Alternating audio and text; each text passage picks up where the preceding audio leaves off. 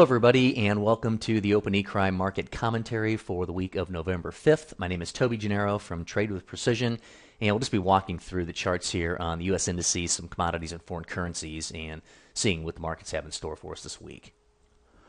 So here we are on the ES futures, and looking as we normally do at the monthly chart, kind of working our way down through some of the time frames and looking for some longer-term trend and some guidance. Not a whole lot, obviously, change here on the monthly chart. We just got a closeout of this candle from last week. A little bit of an indecisive candle there for the month of October. And if we actually get a breakdown through the low of this candle, then that would be indicative of probably a little longer pullback. But we're looking at the low of that candle right around 1393. So we could get them down so far as that that 1387 level. That would kind of wash out some of this reversal pattern here, and at least give us a mirror image to the downside, which some traders might be looking for at that 1387, 1385 level. But moving over to the weekly chart, we can see right here we just got a pullback right back into the buy zone amongst the 10 and 20 period moving average, and so we have a nice indecisive candle setting up right there from last week. So if we do get a breakup through the high of that candle, means we'd more than likely go back up and test the highs here and possibly put in a higher high.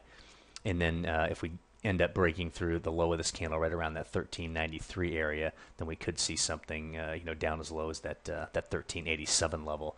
So when we're looking here at the daily chart, obviously we can see a series of lower lows, lower highs. We just put in another lower high, and we now have the at least the 10, the 20, the 50 getting into alignment, rolling over to the downside. So we might see a little further downside here. I think the big thing for this week is really going to be the U.S. elections. So, being the elections are tomorrow, I think the markets don't like uncertainty, so I think we're pulling back here.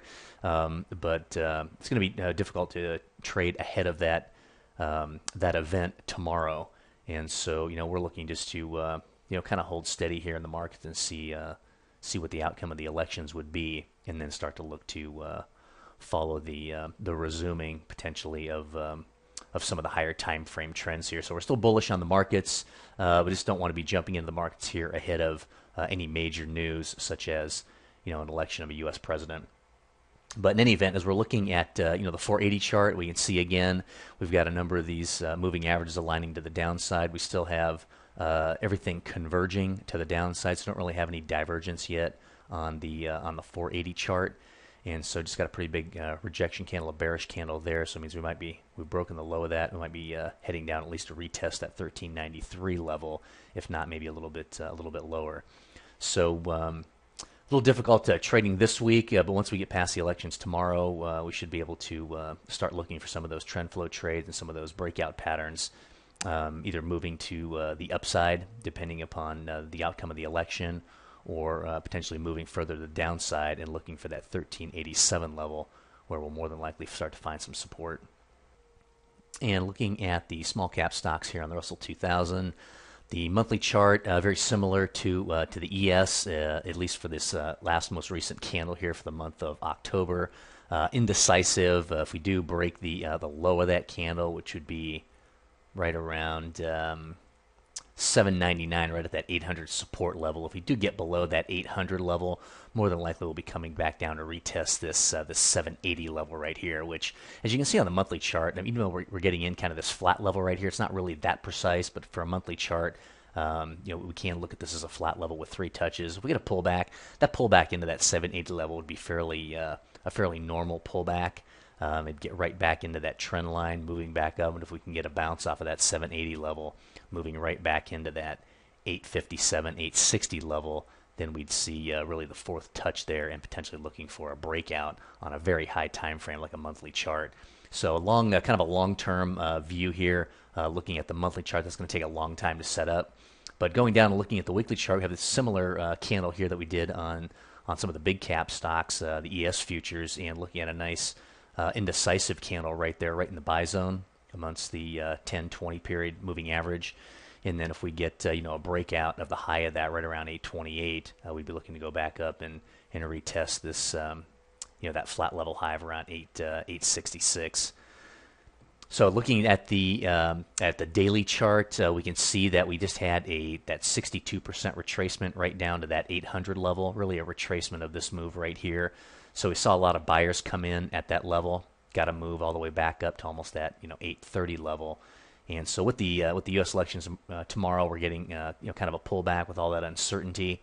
So it's just a matter of kind of waiting out the elections to see where we're going to go. If we get another move back down to this 800 level, if it holds, more than likely we'll get a bounce back up, and then we'd probably be off to the races here again, depending on the outcome of the presidential election. If we get a breakdown through that 800 level, more than likely look for this 780 level right here for the next bounce. Obviously, we're still bullish on all the U.S. indices, so we're not necessarily looking to hold any short positions for any duration of time, but we're looking for really to follow the trend on some of the higher time frames and looking for an opportunity to get long.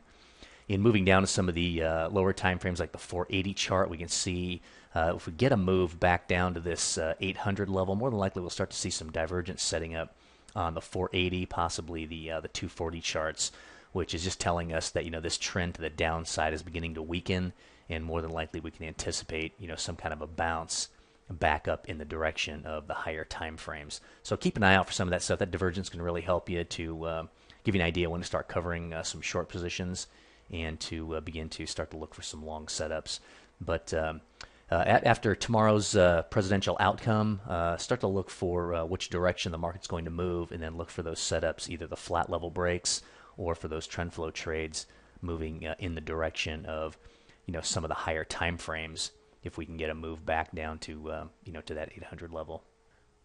And looking here at the Aussie dollar, if you look at the dollar index, it's looking like it's going to be getting maybe a little bit of a sell-off here sometime this week, possibly, depending on the outcome of the elections tomorrow. But in looking at the Aussie dollar pairing, we kind of follow that theme here. We've got a nice bullish candle right there in the buy zone, after this long uptrend here on the monthly chart. So that can be a pretty powerful signal right there. We've got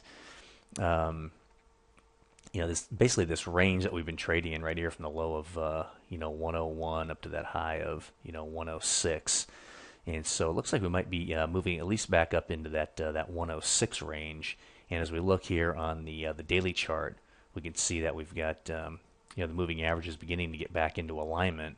Potentially, a flat level right there could move back up for a third touch at that 104 level. And as we move down to the 480 chart, we can see that we've got the moving averages in definite alignment here, the 50, the 20, the 10. Now the 200 is still looking to get into alignment, but that pullback right back into that 10 and 20 period moving average. You got a nice bullish candle set up right there, and just looking for the break of that high right around 103.6. And so if we can get a break of that high, looks like we'd be moving right back up into that level of right around 104. So, with the dollar index looking fairly bearish, this looks like a fairly good trade to the long side on the Aussie dollar pairing. So that'll wrap up the market outlook for this week on the Open eCrime market commentary for November 5th, and we do look forward to speaking to you next week on the market update.